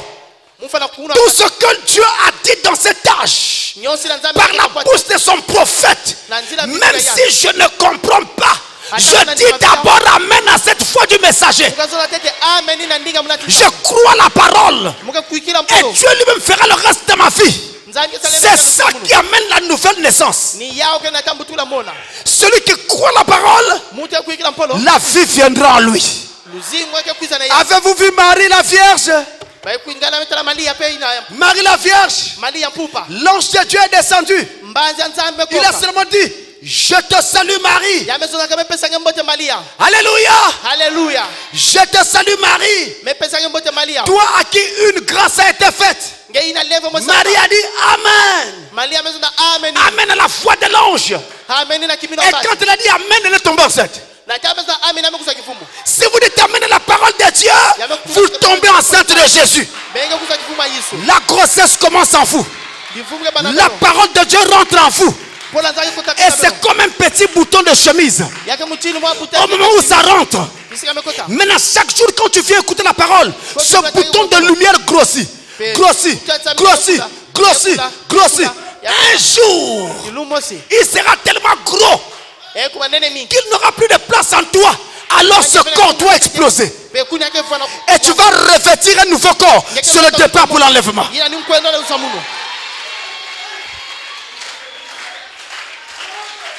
Et Dieu est en train de nous y conduire, mes amis. Amen. Dans cet âge, nous avons vu la colonne de feu descendre. Elle est venue faire quoi? Amen. Quand la colonne de feu est apparue à Moïse, elle a dit à Moïse, dans le buisson, va. Je t'envoie. Va sortir mon peuple en Égypte. Moïse s'en va. En chemin, on ne voit plus les colonnes de feu.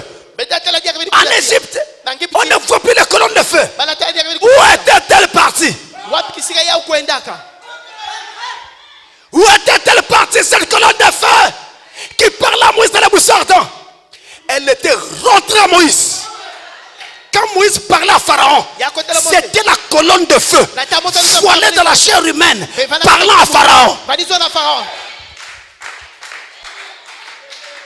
Alléluia. Alléluia. Dans cet âge, elle est descendue, se met sur la tête de son prophète. Elle a dit à l'église, Shalom. Maintenant dites-moi, Branham n'est plus là. Où est partie la colonne de feu? Branham n'est plus sur la terre. La colonne de feu est où? Elle est repartie au ciel. Elle est rentrée dans l'église. Elle doit se faire chair en toi. Elle doit rentrer dans ta vie si tu dis amen à cela. C'est pourquoi dans le tabernacle, on marchait jusqu'au lieu très saint. C'est là que la colonne de feu nous attend. Et c'est là qu'elle va rentrer en nous. Elle va s'asseoir en nous. Je vous livre un secret. Mes frères, on ne peut pas séparer la colonne de feu de la parole. Et on ne peut pas séparer la parole de la colonne de feu. Si vous avalez la parole, vous avalez la colonne de feu. Quand vous dites amen à la parole de Dieu, la puissance qui est derrière cette parole rentre aussi en vous. Et après vous constatez, vous n'arrivez plus à faire les choses que vous faisiez hier. Mentir, tu n'arrives plus. Voler, tu n'arrives plus. Injurier, tu n'arrives plus. On te fait du mal. Tu veux rendre. Quelque chose parle. Tu dis, ah, ça va. Ça va, qu'est-ce qu'il y a? Qu'est-ce qui se passe? Il y a eu un changement. Quelque chose est rentré en toi. Regarde la femme enceinte. Quand elle tombe enceinte, ses goûts changent.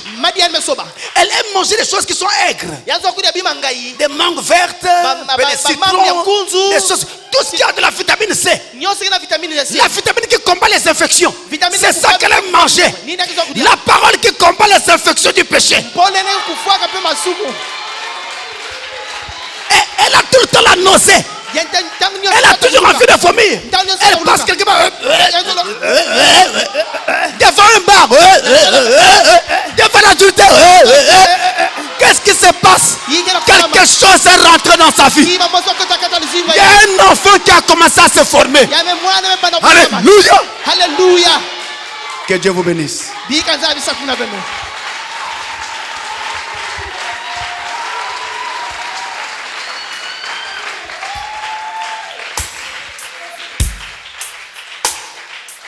Alors nous allons nous remettre au Seigneur.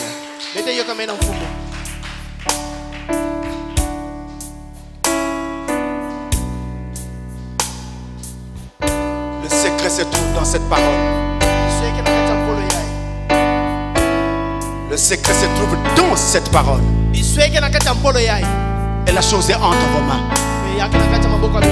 La chose est devant vous. La chose est devant vous. Frère m'a dit, vous allez y arriver tous. Tous à cette vie éternelle. C'est la parole du messager, nous y croyons.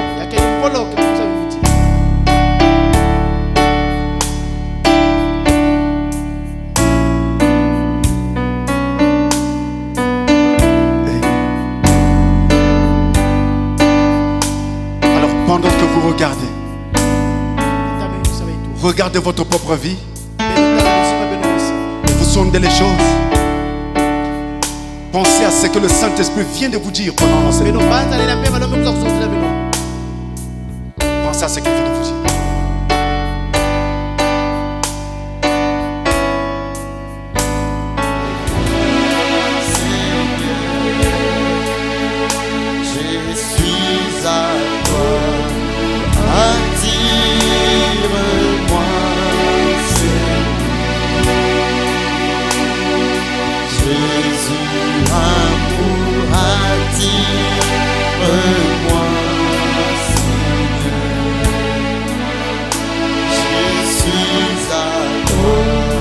Attire-moi, Seigneur.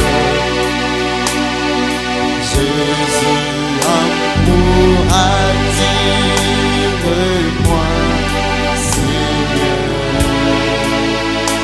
Je suis à toi. Alors quiconque veut qu'on se souvienne de lui, dans la prière, qu'il lève simplement sa main. Dieu Tout-Puissant, notre Père Céleste, toi le grand dynamo qui est descendu ce matin à Restauration Tabernacle pour nous attirer vers toi. En nous parlant sur ce grand mystère, sur la nouvelle naissance. Seigneur notre Dieu, toi tu ne parles pas, Seigneur, pour le plaisir de parler. Si tu nous as parlé de la sorte, c'est parce que tu es capable de produire cette nouvelle naissance dans nos vies. Et ce matin, Père, nous voulons véritablement être attirés par toi. Ce matin, Père, chacun de nous veut être attiré par toi, afin que tu accomplisses en nous ce mystère de la nouvelle naissance. Ce bouton, oh Dieu Tout-Puissant spirituel, qui doit atteindre les proportions élevées dans nos vies. Seigneur, nous voulons dire Amen à ta parole, Seigneur. Et ce matin, nous avons aussi dit Amen à ta parole. Et laisse que ta parole puisse faire son entrée dans nos vies, en changeant nos vies, en changeant nos goûts, en changeant nos appétits, afin que nous puissions te ressembler complètement et totalement. Seigneur, nous voulons véritablement, Dieu Tout-Puissant, céder place au Saint-Esprit dans notre vie durant tout le long de cet enseignement. Laisse que, oh Dieu Tout-Puissant, que ce que nous avons entendu ce matin puisse se faire chair en nous, au nom tout-puissant de Jésus-Christ. Qu'il n'y ait aucune puissance qui va empêcher ceci d'arriver dans nos vies. Ainsi, Père, nous chassons de nos vies toute incrédulité à la parole de Dieu.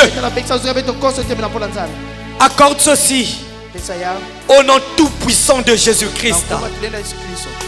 Merci pour l'instrument que tu as utilisé, notre pasteur Francis. Bénis-le et ouaille-le tout le long de cet enseignement, afin que nous puissions encore être emmenés profondément dans l'amour de Dieu, profondément dans ce grand mystère, afin que cette truth arc-en-ciel soit péchée à Restauration Tabernacle. Nous croyons, Père, que tu accomplis ta parole qui dit tu seras avec nous et même en nous jusqu'à la fin de temps. Que cela soit ainsi. Ainsi ce matin, s'il y a quelqu'un qui était venu pécheur, il est ressorti saint au nom de Jésus-Christ notre Dieu. S'il y avait quelqu'un qui était venu ici sale, ce matin il a été purifié par ta parole au nom de Jésus-Christ notre Dieu. Et s'il y avait quelqu'un qui était venu aussi malade, nous croyons qu'il est guéri au nom tout-puissant de Jésus-Christ. S'il y avait quelqu'un qui était entré ici avec des soucis, nous croyons qu'il a été déchargé au nom de Jésus-Christ notre Dieu. Rentre avec nous dans nos maisons et que ta présence nous accompagne.